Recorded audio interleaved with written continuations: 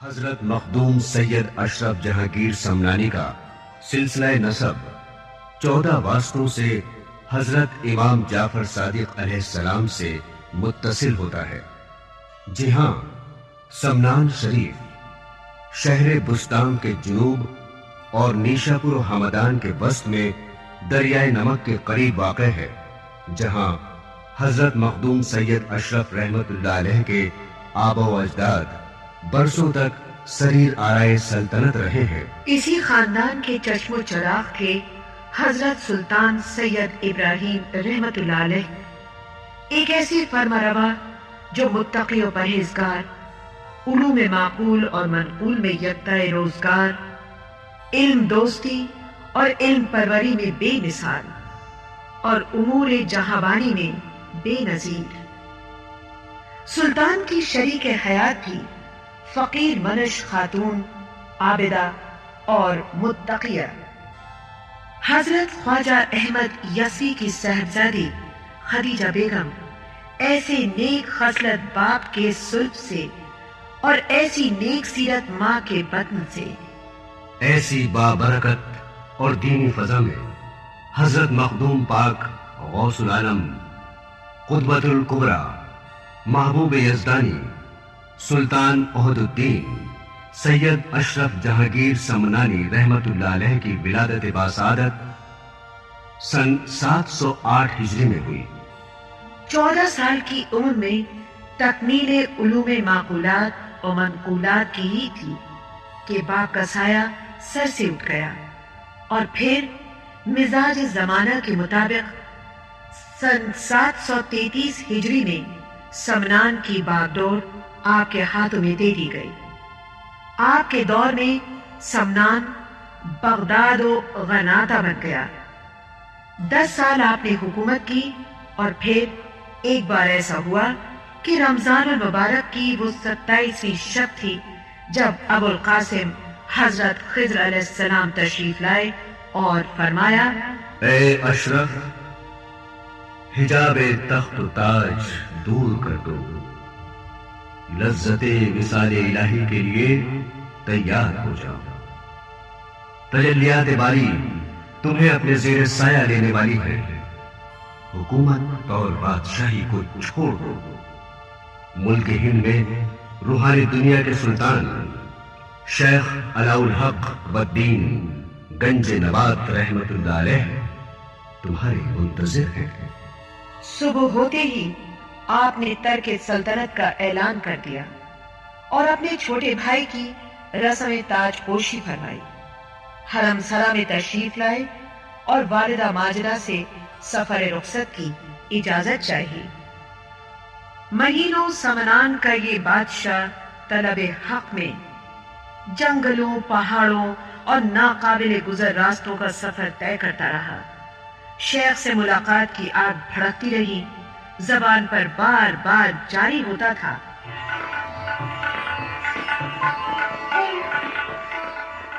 چنان غرقیم در دریائے وحدت کہ ہوشس گوہر عالم ندر، چنان مستغرقم اندر خیالت خبر از عالم آدم ندر۔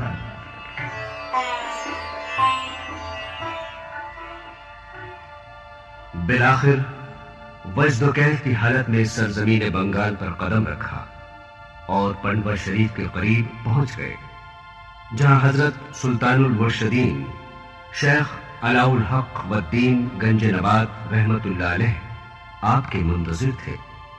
ادھر شیخ گنج نبات رحمت اللہ علیہ قیلولہ فرما رہے تھے۔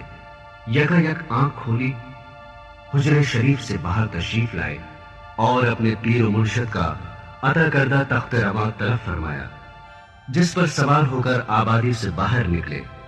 شہر میں غل مچ گیا کہ خود صاحب مقام کسی کے استقبال کو تشریف لے جا رہے ہیں۔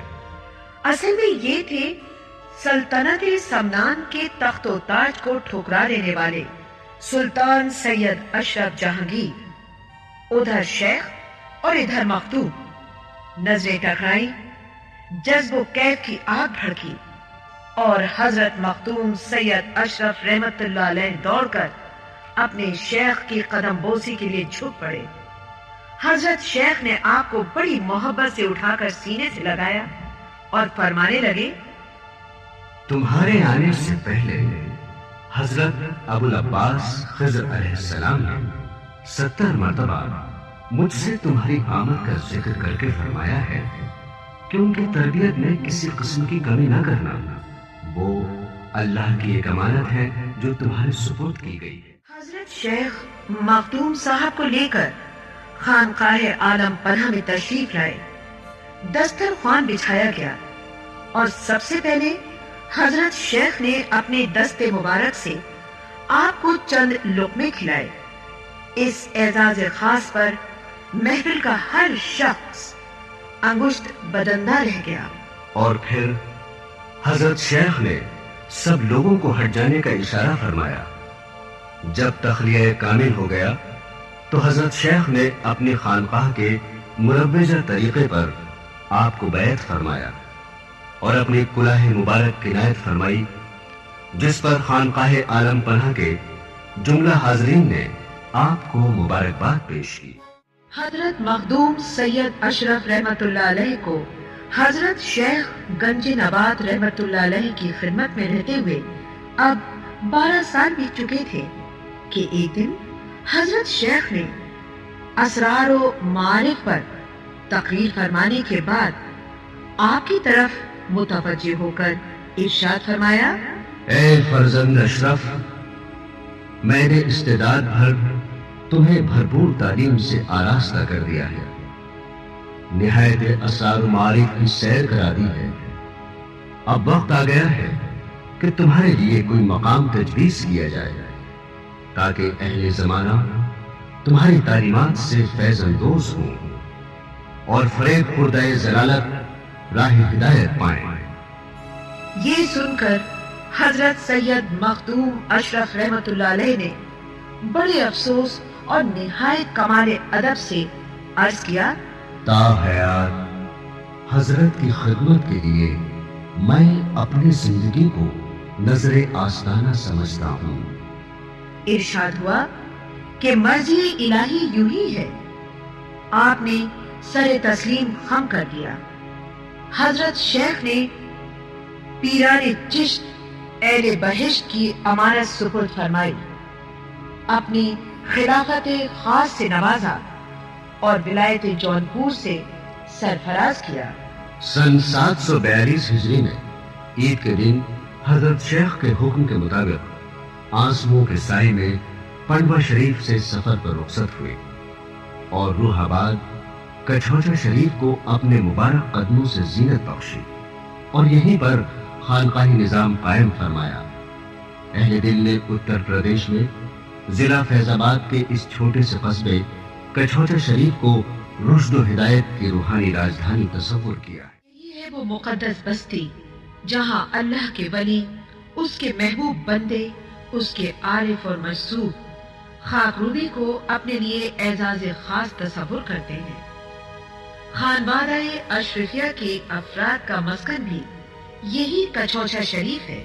حضرت مخدوم سید اشرف رحمت اللہ علیہ 764 ہجری میں حرمین شریفین اور ادبات عالیات کی زیارت کے بعد اپنے ہمشیرہ سے ملاقات کے لیے گیلان تشریف لے گئے اور اپنے بھانجے حضرت سید شاہ عبد الرزاق نور العین پاک رحمت اللہ علیہ کو اپنی فرزندی میں قبول فرما کر کچھوچا شریف اپنے ساتھ لائے اور پھر ان کو نہ صرف اپنا جانشین بنایا بلکہ ایسی قربت سے نوازا کہ آج بھی حضرت نور العین پاک رحمت اللہ علیہ کا مزار پر انوار حضرت مخدوم پاک کے آستانہ عالیہ میں رفاقت کی صداقت کا نور پھیلا رہا ہے۔ حضرت نور العین پاک رحمت اللہ علیہ، حضرت پیران پیر شیخ عبد القادر جیلانی رضی اللہ تعالیٰ عنہ کی نسل پاک میں حضرت سید شاہ حسین عبد الغفور رحمت اللہ علیہ کے صاحبزادے ہیں۔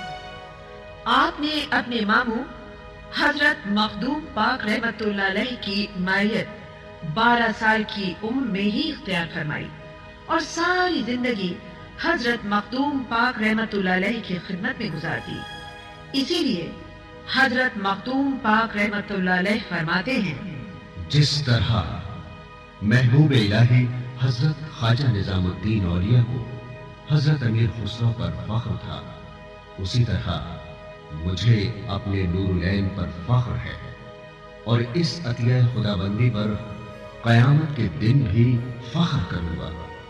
حضرت مخدوم پاک رحمت اللہ علیہ نے حضرت نور العین پاک رحمت اللہ علیہ کے لیے اللہ رب العزت کے حضور دعا فرمائی، اے خدا بند، قیامت تک میرے نور العین کی ولایت و ہدایت کے آثار کو قائم فرما دے۔ سامعین حضرات، اسی دعائے مخدومی کا اثر ہے کہ حضرت نور العین پاک رحمت اللہ علیہ کی زندگی میں ہی سلسلہ اشرفیہ کی بکثرت اشاعت ہوئی، اور آج بھی آپ کی اولاد امجاد سے یہ سلسلہ جاری ہے۔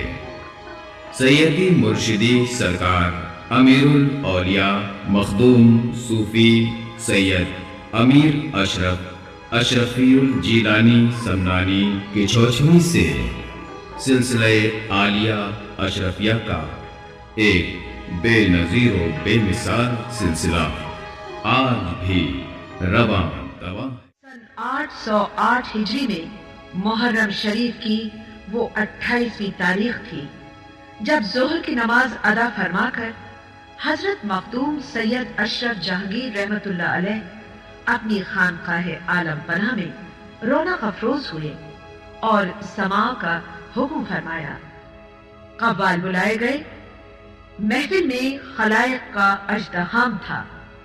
قوال نے شیخ سعدی رحمت اللہ علیہ کا یہ شعر پڑھا، خوب ترزین دیگر چے باشد کا، یار خنداں ربد بجانی میں یار۔ اس شعر کو سنتے ہی حضرت مخدوم پاک پر کیفیت طاری ہو گئی اور اس درجہ جوش و خروش بڑھا کہ اہل محفل لرز اٹھے۔ قوال اسی شعر کو بار بار دوہرا رہا تھا۔ آپ کا وجد اور کیف فزوں تر ہوتا جا رہا تھا۔ جملہ حاضرین بے حد سراسیمہ تھی۔ پیر حرم شیخ نجم الدین کے اشارے پر قوال نے دوسرا شعر پڑھا تو حضرت مخدوم پاک رحمت اللہ علیہ نے اپنی جان آخری کے سپرد کر دی۔ سمنان کا یہ سلطان، دنیا روحانیت کا یہ آفتاب، ولایت و ہدایت کے آسمان پر ایک نور بن کر چمکا اور دیکھتے ہی دیکھتے چشم عالم سے روپوش ہو گیا۔ حضرت مخدوم سید اشرف جہانگیر رحمت اللہ علیہ کا آستانہ عالیہ آج بھی مرجع خلائق ہے۔ نہ جانے کتنے اولیاء اللہ نے اس سرزمین کو اپنے لیے رشد و ہدایت کا مرکز تصور کیا ہے۔ اس سرزمین پاک میں نہ جانے کتنے شہداء، کتنے علماء، کتنے اولیاء اور کتنے قلندر آسودہ خاک ہیں۔ حضرت مخدوم سلطان سید اشرف جہانگیر سمنانی رحمت اللہ علیہ کا عرس مبارک ہر سال کچھوچا شریف میں 25 سے 28 محرم الحرام تک بڑے تسک و احتشام سے منایا جاتا ہے۔